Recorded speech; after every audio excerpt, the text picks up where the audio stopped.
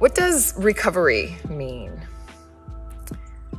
You know, I've been in recovery for almost 8 years now, and I haven't really given a lot of thought to what that means to me. That we each get to define our own recovery. Like, how do you know that you're in it? Do you ever get out of it? How do you know where you are? What's going on in terms of that? Oh, did you just see that kangaroo?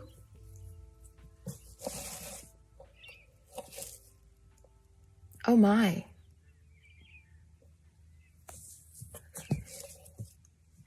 I have been waiting for that to happen. Oh my gosh, that's exciting. Okay, back to it. What is recovery? So I started thinking about this. Well, it's interesting that I haven't thought more about it, I guess. It's just, language is just something, or agreed upon words. And I guess I've just thought I am getting sober. And so I guess I'm in recovery and not giving a lot of thought. But back to why I started thinking about this is because there's an excellent This American Life podcast that just came out called, I can't remember what it was called. Okay, I looked it up. It's called The Thing I'm Getting Over.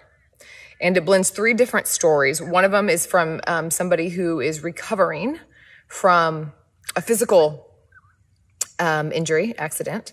Another one, beautiful segment from a lady who is in recovery from eating disorder. And then another one in COVID recovery. So different types of recovery, but it's like, what do we really mean by this? A common misconception, I think, is that it's a one and done. And this is what I definitely thought in the beginning was that, okay, I'm going to go to treatment and then I'm going to get out and then I'm going to be good. That never worked for me. I went to many, many treatments.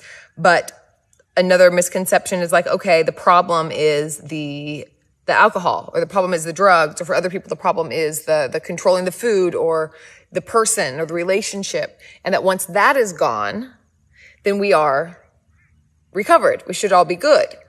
Often we think this for ourselves, and often the people around us think that as well. It's like, well, we should be good now, right? Like, let's move on. And it's not. That's not the game.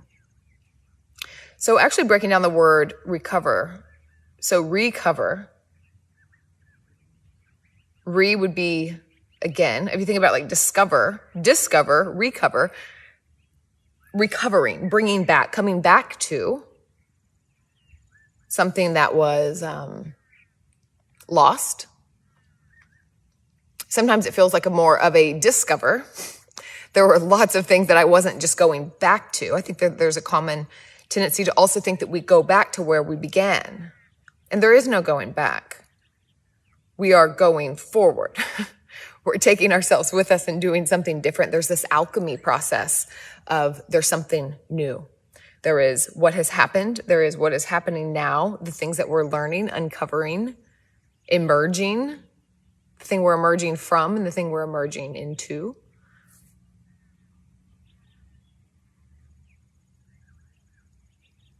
So some different ways to look at it. I think it's a really interesting conversation. I think what I've came up with is recovering a sense of myself, learning to turn towards instead of away is part of my recovery. Learning to turn towards life instead of running away from life. I think a lot of addiction is being uncomfortable in the present moment. So then there's myriad ways that we shift and that we run, whether it's scrolling or working or drugs and alcohol. So learning to stay with life, learning to inhabit the present moment, our present life, learning to inhabit our life. We also talked about embodiment today in Emerge.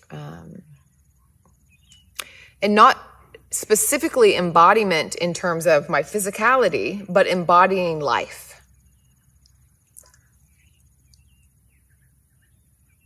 I think the quote said from Diane Ackerman was, I don't want to get to the end of my life and realize that I've only lived the length of it.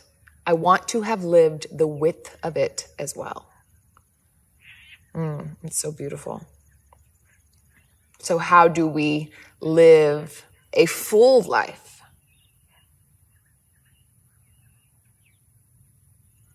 How do we fully embody and inhabit all the space that we've been given? I think that's a really big part of recovery.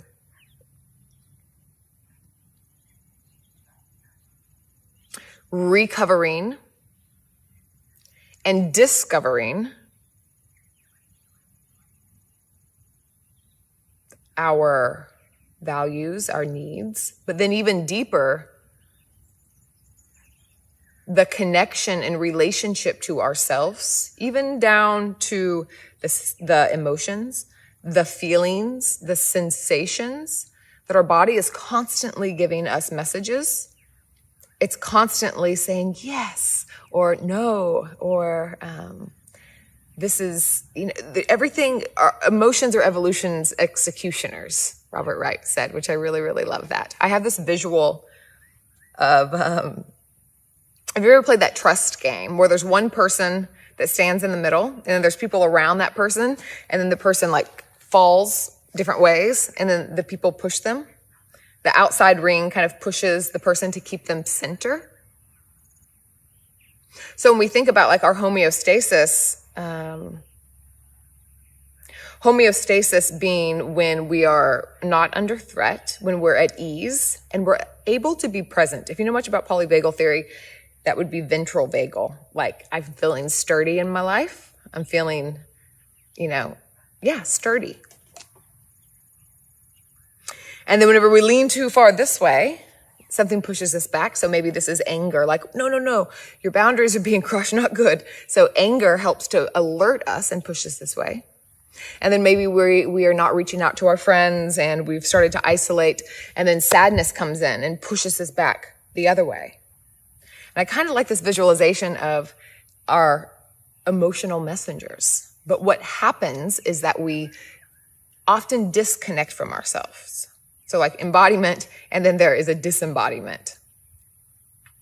And often that's the pattern that we've ran for so long. That's the program that we've been running for so long, is to turn away from feelings and sensations, especially when they're challenging.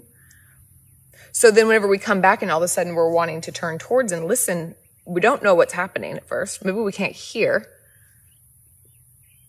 It's hard to feel those subtleties. And I think that recovering or discovering, a little bit of both, that relationship is a really big part of it. Learning to tend, to turn towards and tend. Like, how do we take care of ourselves if we don't know what we need? If we can't listen to our body, if we don't know what those signals mean? And when they're painful emotions, can we sit with? Because whenever we fragment ourselves, first of all, there's many selves. Each of us has many, many selves inside of us. There's some that we show the world, and there's some that we definitely, under no circumstance, show the world. And when we fragment, there's so much pain there. It takes a lot of pain to, it takes a lot of effort to push parts of us away. Like this analogy or this visualization of trying to push down a beach ball, trying to push it down, and it's like, it's hard, it's trying to pop out like at all different sides, and you're just trying to keep it down, hold it down. And it's kind of like the things that we lock away, the things that we try to push away, they come out and they seep out in other ways. But whenever they come to the surface, our anger, our sadness, our shame, our vulnerability, and we don't turn towards, we turn away, we're essentially telling ourselves, often younger parts of ourselves, the tender, vulnerable parts of ourselves, we're saying, you are not workable. You are not worthy of my attention, not workable. Which further divides that.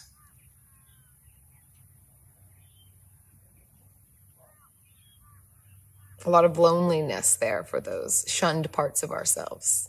So recovering also means, come on, bringing those pieces back. All parts welcome and nothing left out. I think that's the trajectory. That is really hard to do, but I think that that is part of my recovery, that's the trajectory that I'm on, is in having an inner inclusivity. An inner inclusivity creates a full life. If you're really inhabiting your life, but parts of you are tucked away, then you're not really filling up that space. You're not juicing life, all parts of you being able and active to feel and experience. I'm obviously just thinking out loud here, but I think it's a really beautiful reflection.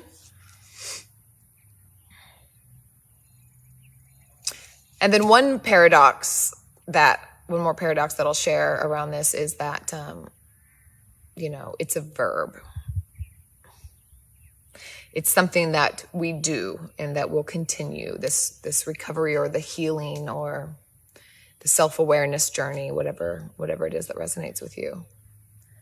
That it's not a 10 steps to self-awareness, 10 steps to recovery. I remember one marketer I was working with was wanting me to do some sort of like marketing ads that says like 3 steps to sobriety. And I'm like, no, it's not the way it works. Like, no, you're not going to sign up for this program and in 5 easy installments or like, no, it's not that. It is a path, and it's often a spiral path.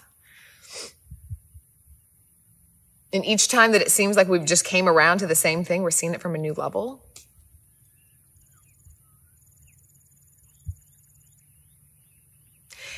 But then also not to get stuck inside the story.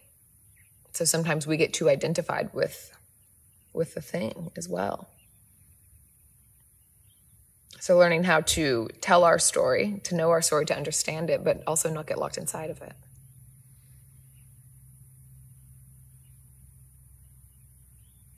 To know it, to feel it from the inside out, but not get stuck. It's a beautiful dance, beautiful practice. So tell me what recovery looks like to you. What does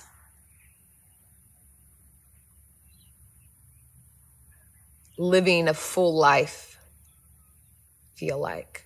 An embodied life? Let me know. And yes, we got that